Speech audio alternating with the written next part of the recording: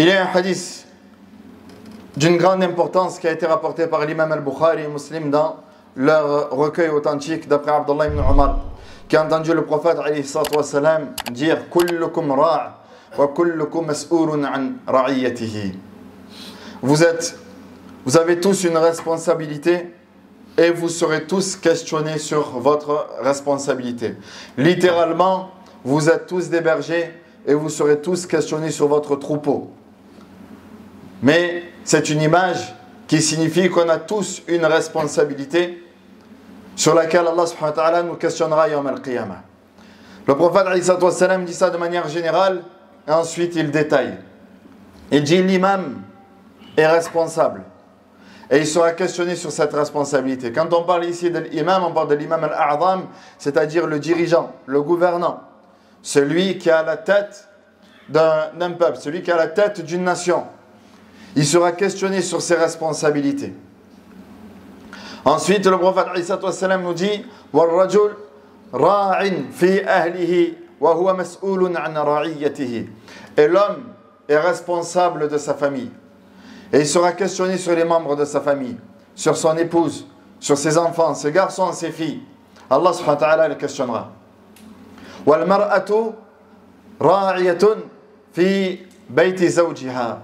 Quant à la femme, elle est également responsable de la tenue de la maison. Et elle sera questionnée là-dessus. Et la tenue de la maison, c'est pas ce que vous pensez. Faire la poussière, faire à manger, passer l'aspirateur, on ne parle pas de ça. Et il y a d'autres responsabilités qu'a mentionné le prophète alayhi salatu wassalam dans ce hadith-là. Et il termine en disant « Kullukum ra'». Donc vous êtes tous responsables. C'est-à-dire toi, et toi, ma sœur qui tient ton enfant dans tes bras, tu es responsable, tu as une responsabilité sur laquelle Allah Jalla wa Ala te questionnera. Le prophète alayhi salatu wassalam nous dit « Inna Allah sa'ilun kulla ra'in amastara'ah ahafidha dhalik am dayya'ah » Allah questionnera toute personne qui a eu une responsabilité. Toute personne qui a eu une responsabilité, Allah subhanahu wa ta'ala le questionnera. Est-ce qu'il a préservé, est-ce qu'il a été à la hauteur de cette responsabilité-là ou est-ce qu'il a négligé? Hatta yas'al ar-rajul an ahlihi. Jusqu'à ce qu'il questionne l'homme sur les membres de sa famille. Est-ce qu'il a été à la hauteur ou pas? Donc le prophète alayhi salatu wassalam ici commence par l'imam. Donc ici l'imam c'est le dirigeant, comme on a dit. Il sera questionné sur son pays, il sera questionné sur les lois qu'il a mises en place ou pas, ce qu'il a fait pour préserver les membres de son pays. Nous, ce qui va nous intéresser, Inch'Allah Ta'ala, ce sont notre responsabilité en tant que père et en tant que mère. Le prophète donc nous dit Ar-rajul ra'in. Donc l'homme a cette responsabilité. L'homme, du moment qu'il s'est marié, quand on parle aqd al-zawaj, aqd al-nikah, le contrat de mariage, il a une responsabilité envers son épouse. Donc il y a des droits et des devoirs. On ne va pas revenir sur ces droits et ces devoirs. Mais Allah subhanahu wa ta'ala va te questionner là-dessus. Allah Jalla wa Ala te questionnera là-dessus sur toi, ton comportement envers ton épouse. Et est-ce que tu as été à la hauteur de cette responsabilité-là? Parce que cette fille-là était sous la responsabilité de son père jusqu'à ce qu'elle se marie. Une fois qu'elle s'est mariée, c'est toi qui en es responsable. C'est toi qui en es responsable là-dessus. Donc Allah subhanahu wa ta'ala te questionnera là-dessus. Et Allah va te questionner sur tes enfants. Donc, quelle responsabilité tu as? Tu as la responsabilité, premièrement, de l'enseignement de la religion. L'enseignement, ça ne veut pas dire toi qui enseignes spécialement, mais que din leur parvienne de la meilleure des manières. C'est-à-dire que tu aies mis les moyens pour préserver leur din, pour préserver leur relation avec Allah subhanahu wa ta'ala. Allah jalla nous dit wa'mur ahlaka bis-salati wastabir 'alayha la nas'aluka rizqan nahnu narzuquk. Jeune homme. Allah subhanahu wa ta'ala nous dit au prophète Muhammad alayhi salatu wa salam et enseigne à ta famille la salat et sois constant, sois assidu dans la prière. واذكر في الكتاب إسماعيل إنه كان صادق الوعد وكان رسولا نبيا وكان يأمر أهله بالصلاة والزكاة. Rappelle dans le livre le prophète Ismaïl, comment était-il? Donc il était quelqu'un de véridique et c'était quelqu'un qui ordonnait à sa famille la salat et la zakat. Le prophète nous dit Muru awladakum bis salati wa hum abna 7 sinin. Ordonnez à vos enfants d'accomplir la prière dès l'âge de 7 ans. Wadribuhum 'inda al-'ashr, et contraignez-les dès l'âge de 10 ans. Ça veut dire quoi 7 ans? Ça veut dire quoi 10 ans? Déjà, il faut savoir que 7 ans, en islam, c'est lorsque tu entres dans ta 7e année. C'est-à-dire que dès lors qu'il a 6 ans, 6 ans de chez nous, ça veut dire qu'il en a 7. Il rentre dans sa 7e année. Aujourd'hui, on est le 1er septembre, ton enfant il vient de faire 6 ans, ça veut dire qu'il rentre dans sa 7e année, ça veut dire que la salat pour lui, tu es dans l'obligation de lui enseigner. C'est pas donc CE1, c'est CP. C'est dès l'âge du CP. Mais nous, c'est il est petit. Tu vas pas lui parler maintenant de salat. Ah, il est petit. Regarde maintenant comment ils sont grands. Chaque jour, quand on se réveille, on voit un mort au Micocoulier, un mort au Rosier, un mort à la Mourlette, un mort à Frévalon, un mort. Chaque jour, il y a un mort. Ya ibad Allah. Chaque jour, il y a un mort. Et ces morts-là, ce sont nos enfants. Ce sont nos petits frères.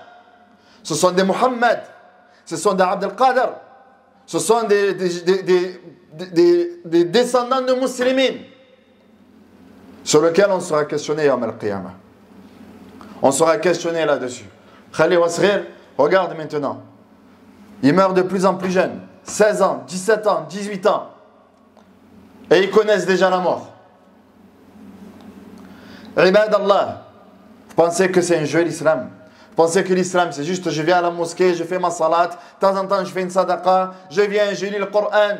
L'islam c'est une responsabilité. Et être parent c'est une responsabilité. Tu es responsable de tes enfants. Et Allah Jalla Ala te questionnera là-dessus. Qu'est-ce que tu as fait pour tes enfants? Pour la salat? Est-ce que tu as été derrière eux? Est-ce que tu as été derrière eux pour l'apprentissage du Coran?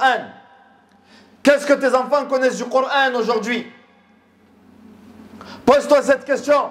Parce qu'Allah Jalla Ala te la posera Yawm al-Qiyamah. Toi-même, ma soeur, c'est la même chose. Tu es responsable de ce qui se passe chez toi. L'homme, c'est le ministre de l'extérieur et toi de l'intérieur.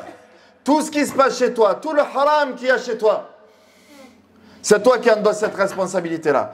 Ya ibadallah, ila mata satatrukuna awladakum amam al-tilfaz wal hawatif. Jusqu'à quand vous allez laisser vos enfants devant les télés, devant les écrans, devant les téléphones? De plus en plus tôt, un enfant aujourd'hui il a le téléphone. On veut le canaliser. Tiens mon fils, tiens le téléphone.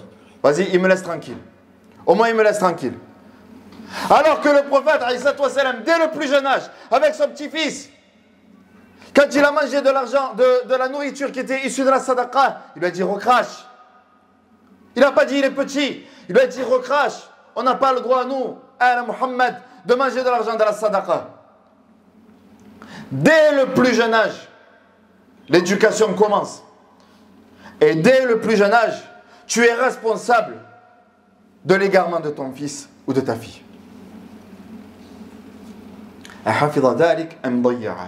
Donc Allah te questionnera. Est-ce que tu as préservé ça ou est-ce que tu l'as négligé? Et la négligence financière, elle vient bien après. Ne pas nourrir sa famille, ne pas vêtir son épouse, ne pas payer les loyers, ne pas faire le muhim. Tout ça, ça vient bien après. Même si c'est d'une grande importance. Kafa bil mar'i ithman an yudayya man ya'ul ou man yaqut kama jaa fi al-hadith. Il nous dit alayhi salatu wa salam, il suffit comme péché, c'est-à-dire s'il ne veut pas avoir d'autres péchés que celui-là, celui-là suffirait, que de délaisser ce dont on a la responsabilité. Tu les délaisses, Yawm al-Qiyamah, Allah subhanahu wa ta'ala te questionnera. Tu laisses tes enfants, Allah subhanahu wa ta'ala te questionnera. Tu laisses tes filles, Allah te questionnera. Tu laisses tes garçons, Allah te questionnera. Sois-en sûr que tu seras questionné sur ça. Alors à toi de redresser dès maintenant. Et redresser, ça ne veut pas dire être dur. Attention, on n'a pas dit ça. Ça veut dire reprendre tes responsabilités en main. Reprendre tes responsabilités en main, toujours avec douceur. Toujours avec douceur. Et ce que tu as, là, les points où tu as été négligent, à toi de travailler là-dessus. Se marier, c'est pas juste on se marie, on fait des enfants. Se marier, c'est être responsable devant Allah Rabbul Alamin. وَقَدْ أَخَذْنَا مِنْكُمْ مِيثَاقًا غَلِيظًا. Alors qu'Allah subhanahu wa ta'ala dit dans le Coran, elles ont pris de la part de vous, les hommes, un engagement solennel, un engagement important. Jusqu'à quand l'homme est-il responsable de ses enfants? L'homme est responsable de son fils hatta yablugh, jusqu'à ce qu'il atteigne la majorité ou alors la maturité. وعن بنته عفوا حتى تتزوج.